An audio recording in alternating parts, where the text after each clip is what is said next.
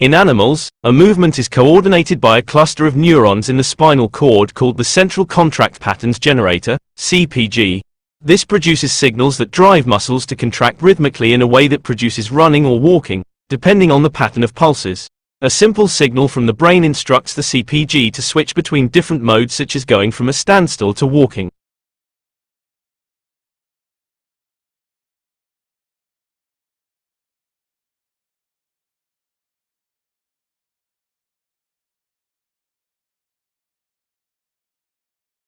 It is axiomatic that the best medium for teaching a child is his mother tongue. Psychologically, it is the system of meaningful signs that in his mind works automatically for expression and understanding. Sociologically, it is a means of identification among the members of the community to which he belongs. Educationally, he learns more quickly through it than through an unfamiliar linguistic medium.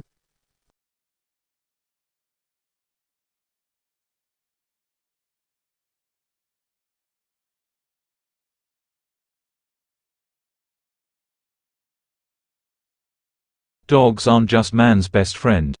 Previous studies have shown that kids with dogs are less likely to develop asthma. Now a new study may show how, if results from mice apply to us. The work was presented at a meeting of the American Society for Microbiology.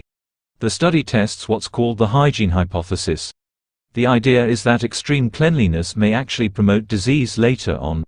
Researchers collected dust from homes that had a dog. They fed that house dust to mice. They then infected the mice with a common childhood infection called respiratory syncytial virus, or RSV.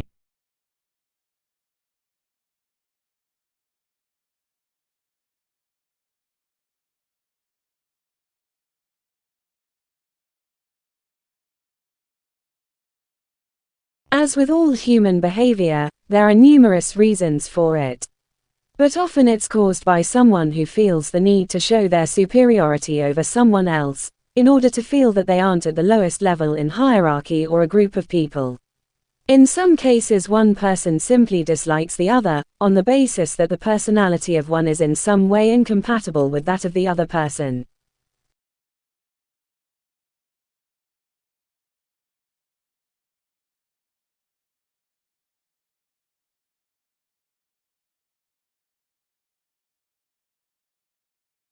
For all his fame and celebration, William Shakespeare remains a mysterious figure with regards to personal history.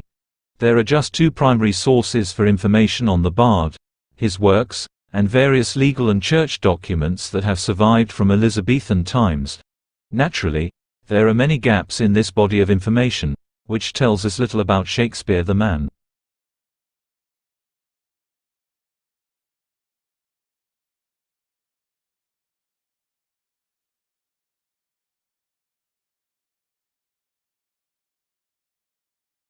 Now that the story's been scratched, it is only part of contingency planning.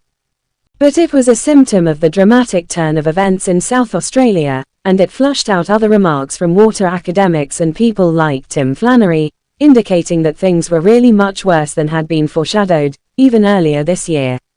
So is Adelaide, let alone some whole regions of South Australia, in serious bother. Considering that the vast amount of its drinking water comes from the beleaguered Murray, something many of us outside the state may not have quite realized. Is their predicament something we have to face up to as a nation?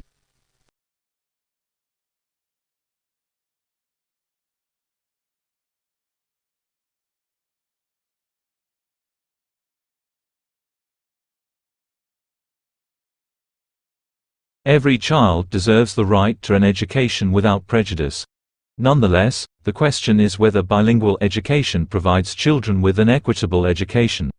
Are minority students taught as effectively as their counterparts in English-only classrooms?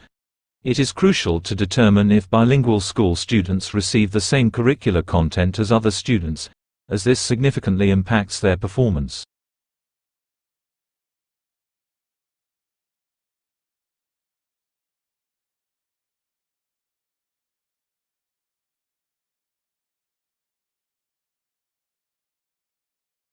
There has been some criticism from some researchers on the benefits of bilingual education.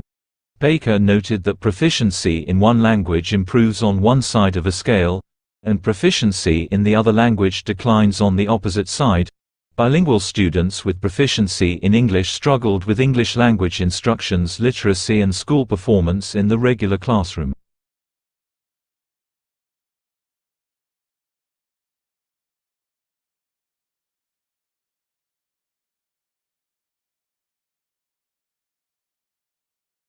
Those of you who've never heard the term neolatin may be forgiven for thinking it's a new South American dance craze. If you're puzzled when I tell you it has something to do with the language of Romans, take heart. Over the years, many classes who have confessed they're not really sure what it is either. Some have assumed that they're so-called late Latin, written at the end of the Roman Empire.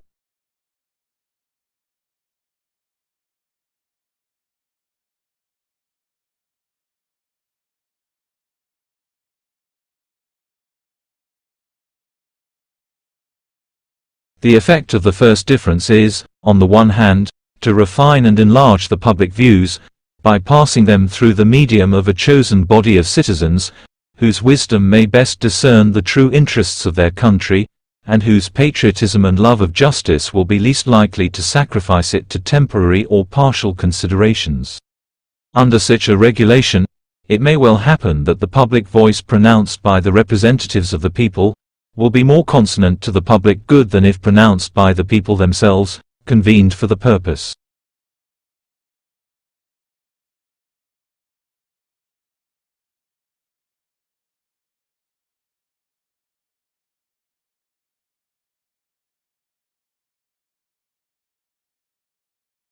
For all his fame and celebration, William Shakespeare remains a mysterious figure with regards to personal history.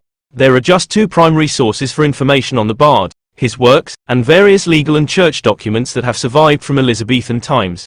Naturally, there are many gaps in this body of information, which tells us little about Shakespeare the man.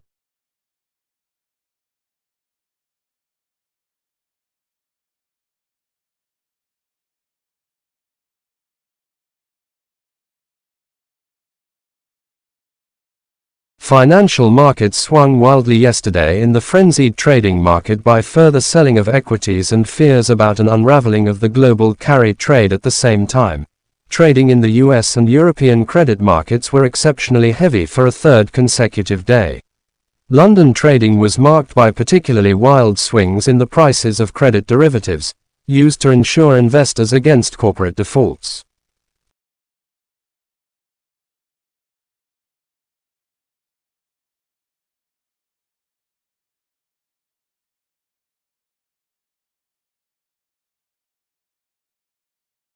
I'm going to argue that the tremendous increases in productivity that we associate with the Industrial Revolution originate not so much from changes in science or technology or new inventions, where England was far from unique, as from changes in attitudes towards morality, towards what constitutes the good. Attitudes towards property, which became England individuals long before it did on the continent. Attitudes toward the proper role of government. And together, these attitudes constitute much of what the Luddites were protesting against.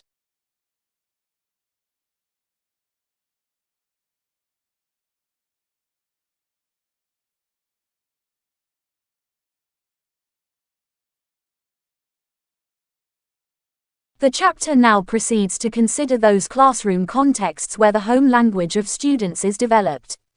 We first consider the importance of and issues related to home language development in schools. Next, we discuss the challenges bilingual students may face in monolingual schools, and ways such schools can still provide scaffolding and bilingual supports. We then turn to the specific context of bilingual immersion and the features and strategies used in these classrooms. Before we conclude, we consider a range of key topics for effective bilingual schools in general.